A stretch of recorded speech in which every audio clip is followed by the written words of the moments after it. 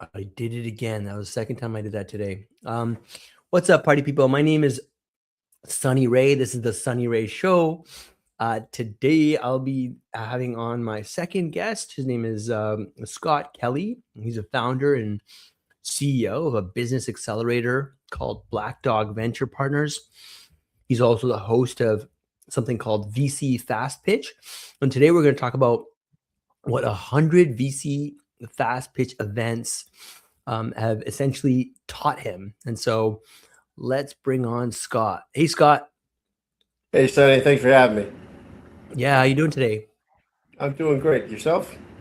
I'm wonderful. Yeah, thanks. So Scott, I guess take us right into the deep end. What's Black Dog Venture Partners? Maybe give us like the high level for Sure. now, and then we'll go deeper into it later on in the interview. Yeah, thanks, Sonny. Yeah, I've been a deal guy for 35 years. Started on the floor of the New York Stock Exchange in the early 80s. Moved to San Francisco in 86. Worked as an investment banker, taking tech companies public. Did that to 93 until I became a founder for the first time. And I founded and exited 3 internet companies during the 90s. Retired briefly. After a brief retirement, I started Black Dog Venture Partners. And basically, what's happening is we were doing some angel investing. A lot of the later stage venture capital firms came to us with the companies that were too early. So we work with early stage founders to help them fund, scale, and eventually exit their business. And we do that through a number of resources. One of them is our VC Fast Pitch events, which we've hosted for the last 15 years. Okay, that's pretty impressive. You've been running this for 15 years? We have. How many companies? So you've done 100 of these. So how many companies have gone through the process? Well, we probably had, we typically have anywhere from 6 to 10 companies present at our events. So, doing the math, probably close to 1,000 companies have presented during our VC Fast Pitch events. Okay, and what's like the one unique insight takeaway from all those? Like, what's the common denominator? What's the one thing that everybody gets wrong? Would you say most Right. often? I think the common denominator is we do 5 minute pitches, exactly 5 minutes. And the common denominator, when you have that much time, is to be able to really boil down the essential things that investors want to hear. What's your problem and why is it a problem worth solving? What's your solution? Why is it better? How do you make money? Who are your customers? Who's on your team and why they're best execute? And how much money you're raising and what you're going to do with the funds and what kind of milestone you're going to accomplish once you raise that capital. Short and sweet. I like it. I like it. Interesting. Well, like I said, I'm excited to, kind of just peel this all back a little bit and go deeper into it.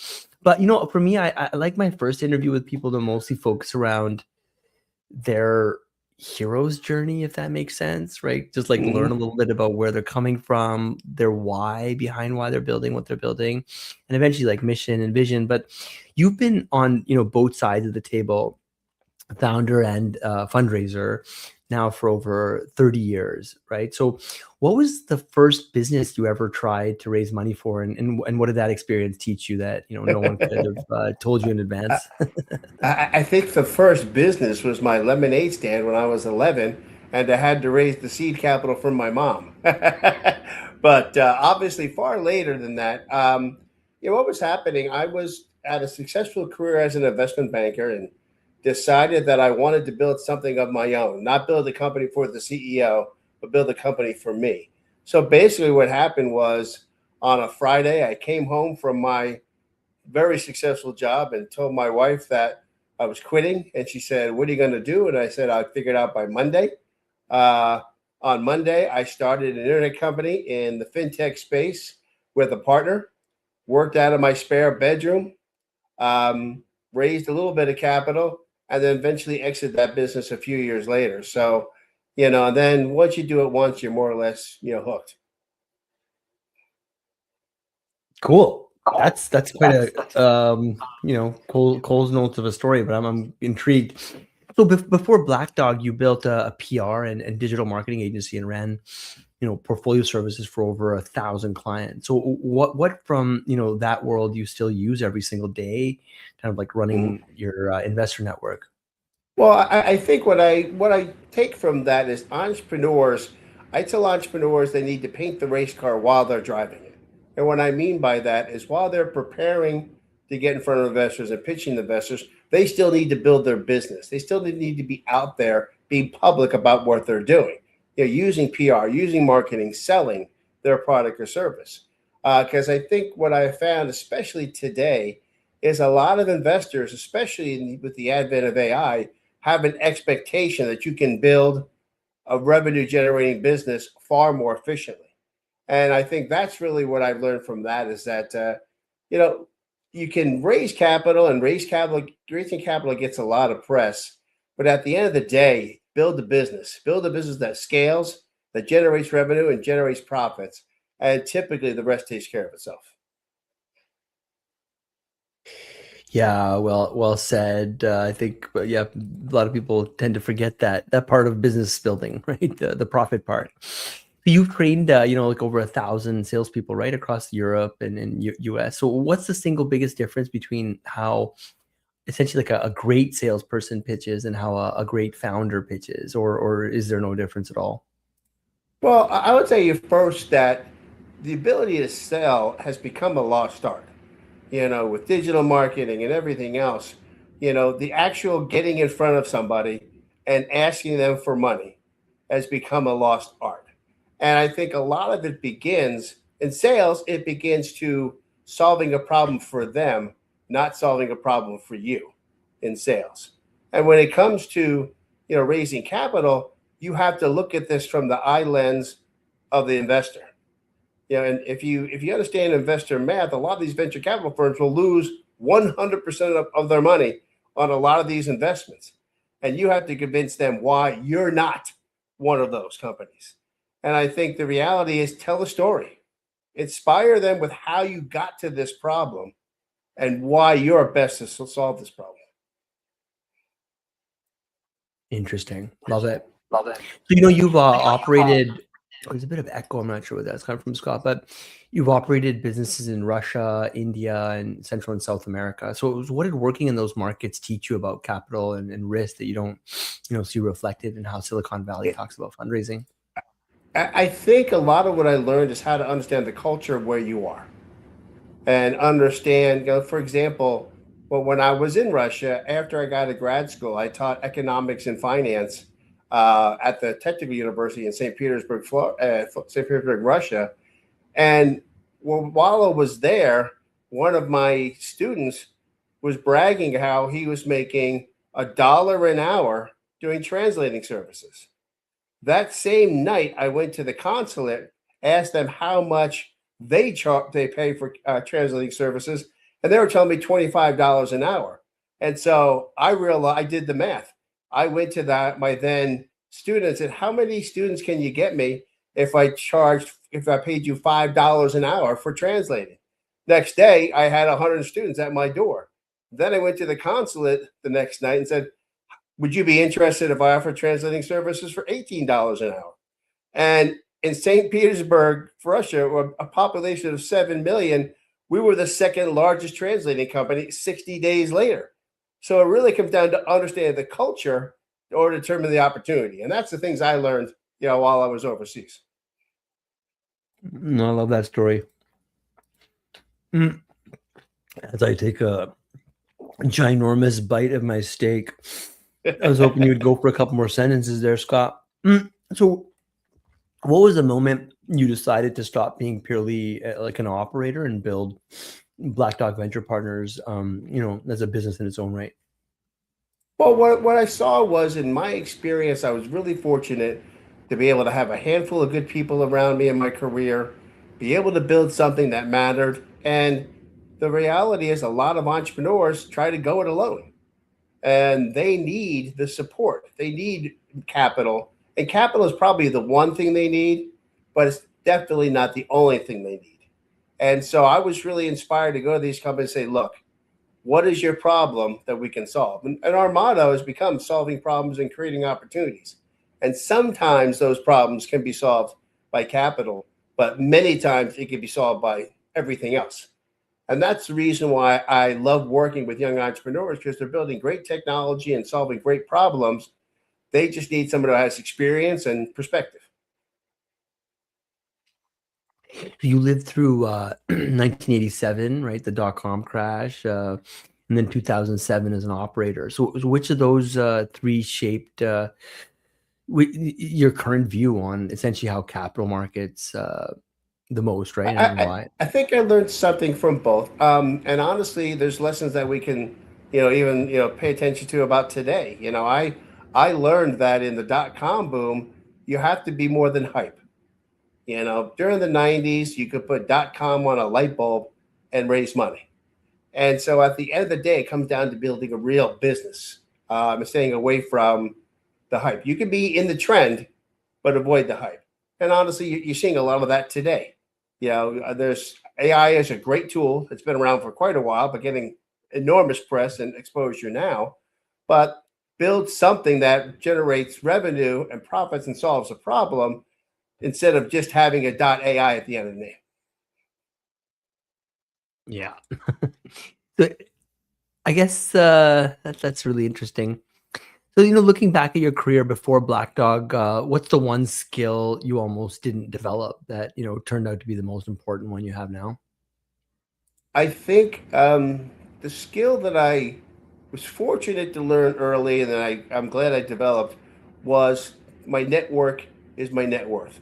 I really believe that my relationships are the reason I am successful today, been successful in the past, and how I can help others be successful. To this day, a day does not go by that I don't introduce myself to a handful of new people. And I have 40,000 businesses to get my newsletter, 16,000 investors in my network, probably, 30,000 LinkedIn connections, and, a couple of 100,000 in social media. But I realize that every day I make a religious habit of meeting new people and engaging with them. Yeah, I love that. So VC, just to switch gears a little bit. So VC Fast Pitch has run 60 plus, right? I guess you said close to 100 events, raising over $130 million historically. And you're now closing in on over 100 events. So what changed operationally between event 1 and event 50 that you'd never have Mhm. kind of guessed going in? Well, the reason I even got involved in the pitch event business is I didn't want to be in this business, but honestly, I went to a really bad event in Southern California where the entrepreneurs were presenting their passion to folks that weren't investors. And it was great to get feedback, maybe great to get some opinion.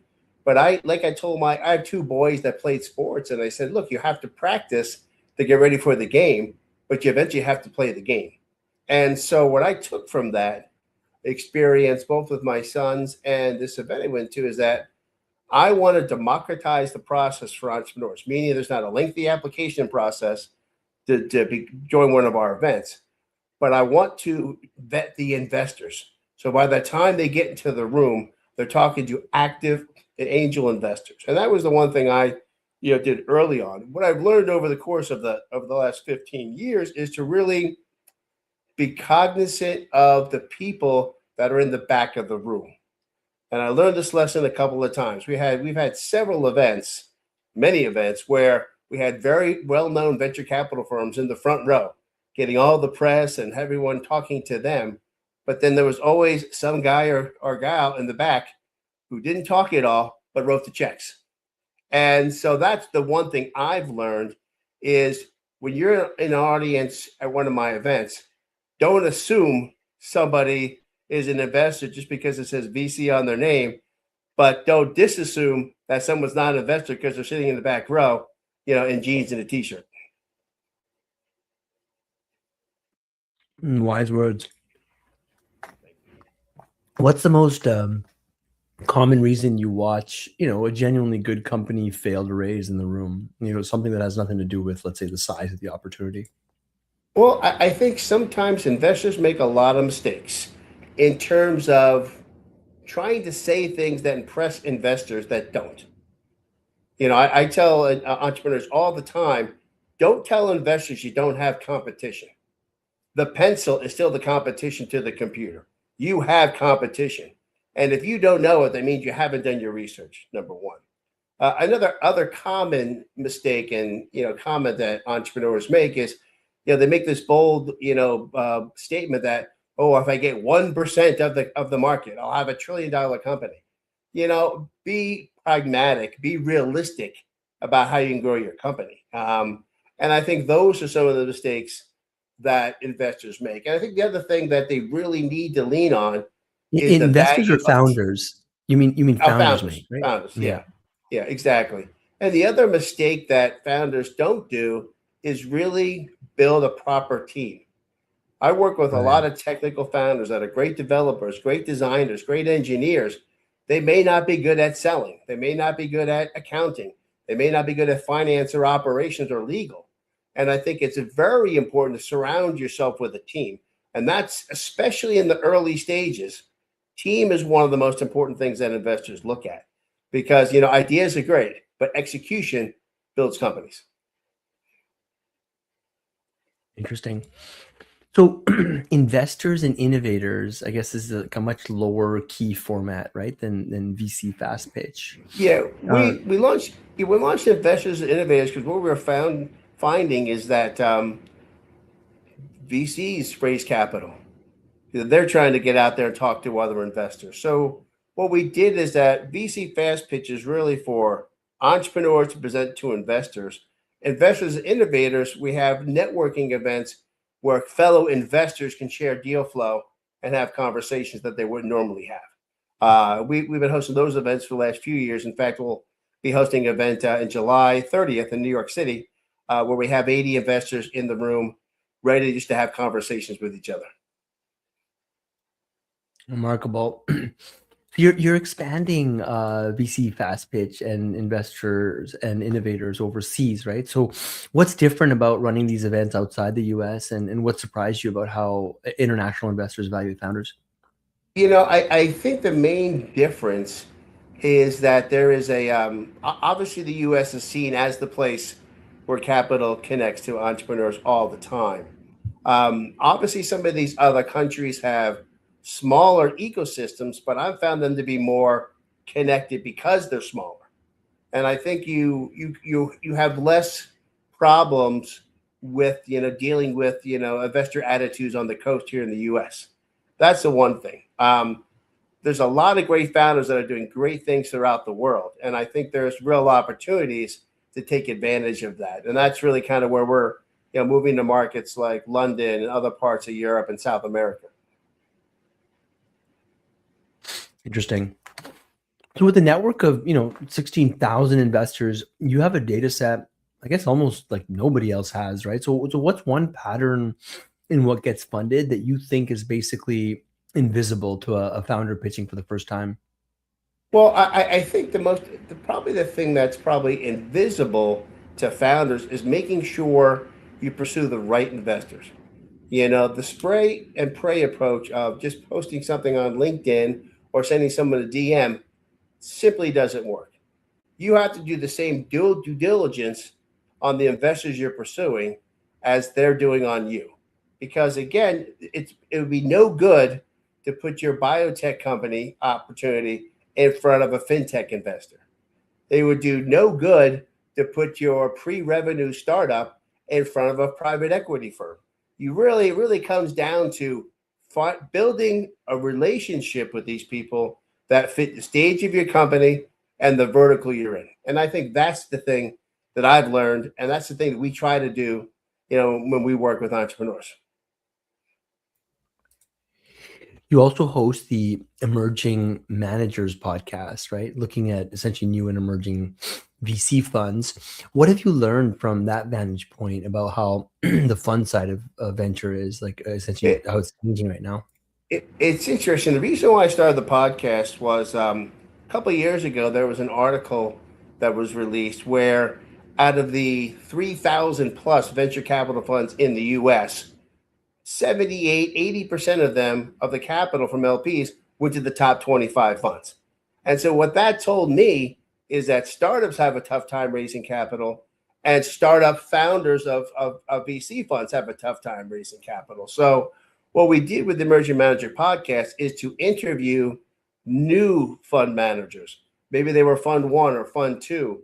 Maybe they were an angel investor and decided to formalize it as a venture capital fund. Because again, it's tough to raise capital if you're a founder, and it's tough to raise capital if you're a new fund manager. And if you had to redesign VC Fast Pitch from scratch today, kind of knowing everything you know now, like what would you kind of build differently? I think the thing I would build differently, and honestly, we're actually doing that now, is to provide more ways to scale the opportunity. And we're going to be doing some redesigns using AI and some other tools to more effectively get the entrepreneurs in front of a larger group of investors. Now, the event's been very successful. We had some great stories, but the reality is we've got to be aware of the technology that's out there as much as anybody else. And so I'm big on personal relationships. Our goal now, and the goal that we want to accomplish, is to be more technically savvy and connecting the right entrepreneur to the right investors. Got it. You spent your career helping founders raise capital, and your headline message right now is "Don't raise, build." Can you walk me through how you actually reconcile those two things? Yeah, here's the irony is that although I work with companies all the time to prepare them and put them in front of investors, the vast majority of entrepreneurs, 98, 99% plus, shouldn't even pursue venture capital. And there's a couple of reasons. One, if you're raising capital, it takes your eye off the ball of building a business, because raising capital is a full-time job and running your startup is a full-time job. And to the extent you do one, the other suffers. The other thing, too, is that what entrepreneurs have to understand is that when you take money, you also get an opinion. And it may not be opinion that you want to have running your company. So there's some real consequences. So a lot of what we do, honestly, with founders is assess whether or not the solution is raising capital or using our resources to help them grow the business through direct sales, partnerships, distribution agreements. We do a lot of work in that area. We had a company a couple of years ago that was raising $2 million, and I looked at their product and said, hey, let me go out and talk to a few people. And we ended up selling $2 million of their product. So they got sales instead of dilution, and they managed to solve the problem quickly and effectively. So that's really where I come up with that philosophy. Is I think we've actually morphed our business over time to really work with companies that may just need to have a better job of putting their product in front of the right people. And when you tell a founder don't raise, build, like what specifically are you telling them to do instead? And how do you know when that advice stops applying? I tell them, I really, when I assess what they have, I say, look, can you get to point B, or from point A to point B, maybe a little slower if you do it on your own, if you bootstrap. And I think that if they have that sales mentality, they should go out there and sell their product and service, and then let the investors see what they're doing. We hosted a VC Pitch event 13 years ago, and an entrepreneur asked an investor, "How can I get in front of you?" And his comment was, "Do something interesting. I'll find out about it." And I think that's a really key point: is that build your business first, especially today. Gone are the days where, for the most part, you can't go out and tell an investor you want to raise $5 million to have an MVP in 24 months. There's an expectation that you're building something now and you're selling something now. So you might as well build something now and sell something now. The company you've seen go through VC Fast Pitch that would have, been better off never raising a dollar, and what did that decision cost them? Wow. The reality is, what I've learned is that sometimes having no investor is better off than having a bad investor.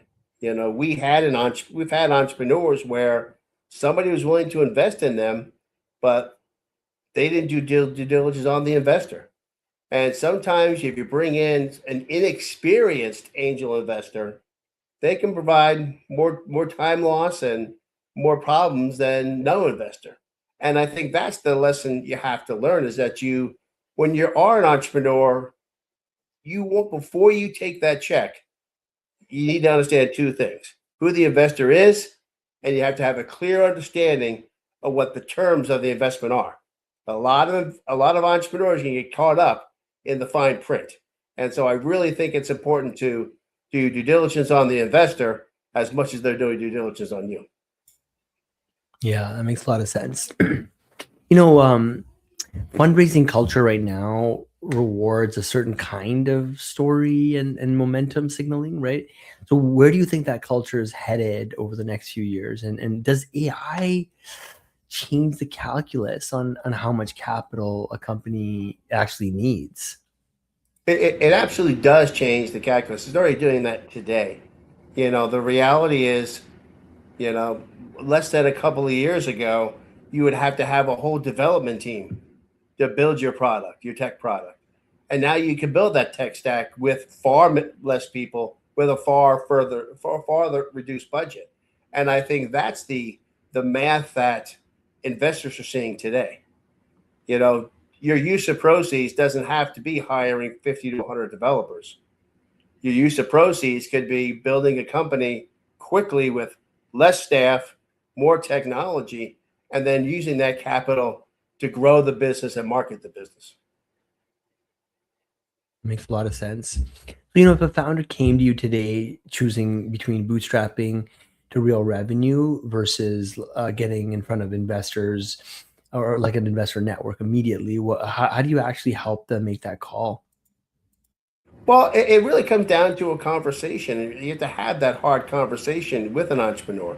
I work with a lot of entrepreneurs who have never raised capital before. And so they just don't know. They don't know what they don't know. And I think that's important for them to know that first. They have to understand raising money is a grind. It takes time. There's a lot of press out there about the companies that raise capital, but like baseball or other sports, they don't talk about the millions that didn't raise capital. And so it's a grind. And I think they have to really understand it's a grind, first of all, and then really make that conscious decision. Can you build it slower on your own and keep more of the company and keep your wits about you, so to speak, or go out there and take the time necessary to go raise that capital?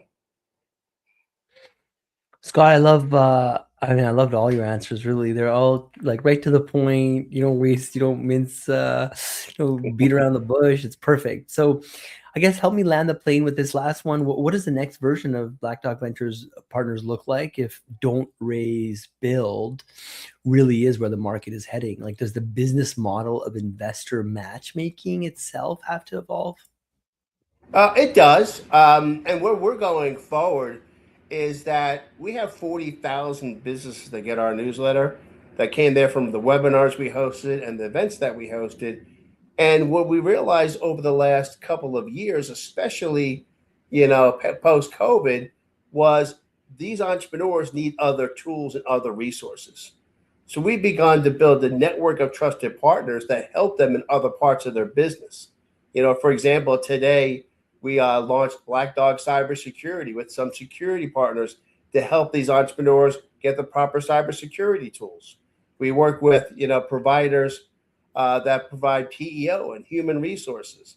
We provide marketing services for them because, again, where it's evolved comes down to our original mission. It's to solve problems, create opportunities. And sometimes, and most times, those entrepreneurship opportunities and growth opportunities have little to do with raising capital. And that's kind of where we're going today. Love it. And I like how you tackle this kind of this nuance around fundraising versus building, right? Because I think it is one of those questions a lot of founders wrestle with. With that said, Scott, maybe hang out for a minute. I'm going to bring this stream to an end. Thank you all. I see we have quite a few people listening live as well. Thank you all for tuning in. Really, really appreciate it. And yeah, we've got another episode coming up in 20 minutes. Stay tuned. Hey, Scott, before I let you go, website, LinkedIn, where do Sure. people double click on everything that you talked about? You can find me on website is blackdogceo.com is the quickest place. And then all social media handles, including LinkedIn, are Black Dog CEO. You said Black Dog CA was the CEO. website? CEO. Oh, Blackdogceo.com. Yeah. blackdogceo.com. Got it. Awesome. So just so that I can show it there. Is that the right domain? That is it. Awesome. All right. Until next time, everyone, stay tuned. Cheers.